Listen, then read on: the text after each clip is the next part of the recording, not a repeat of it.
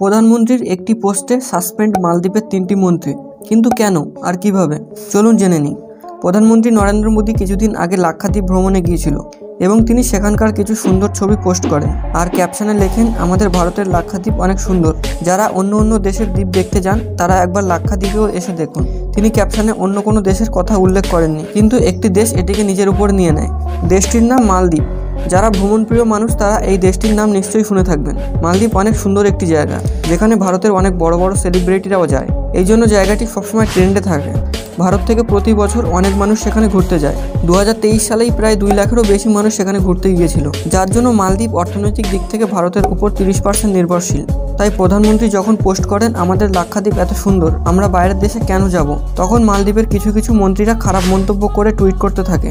যার মধ্যে একজন লেখে, ইন্ডিয়া কখনো মালদ্বীপকে কম্পেয়ার করতেই পারবে না, কারণ ইন্ডিয়ার যে হোটেল রুমগুলো হয় সেগুলো থেকে গন্ধ বের হয়। ইন্ডিয়া অনেক নোংরা একটি দেশ। এই ধরনের টুইট দেখার পর আমাদের ভারতীয়দের অনেক খারাপ লাগে এবং ভারতীয়রা #বয়কট মালদ্বীপ লিখে পোস্ট করতে থাকে এবং নিমেষেই তা ট্রেন্ডে চলে আসে। যার কারণে মালদ্বীপের গভর্নমেন্ট সেখানকার 3জন মন্ত্রীকে সাসপেন্ড করে দেয়, যারা এমন আপত্তিকর মন্তব্য করেছিল। এখানেই শেষ না, #বয়কট মালদ্বীপ ট্রেন্ডে আসার পর একদিনের মধ্যে মালদ্বীপের 8000 হোটেল বুকিং ক্যান্সেল হয়ে যায়, 2500-এরও বেশি ফ্লাইট ক্যান্সেল হয়ে যায় শুধু একদিনের মধ্যে। বন্ধু, এটাই হলো আমাদের ভারতীয়দের পাওয়ার। তো বন্ধু, ভারত দেশকে সম্মান করলে একটি লাইক করুন আর এরকমই ইন্টারেস্টিং ভিডিও দেখতে সাবস্ক্রাইব করুন। আমি সৌরভ, দেখা হবে পরের কোনো ভিডিওতে।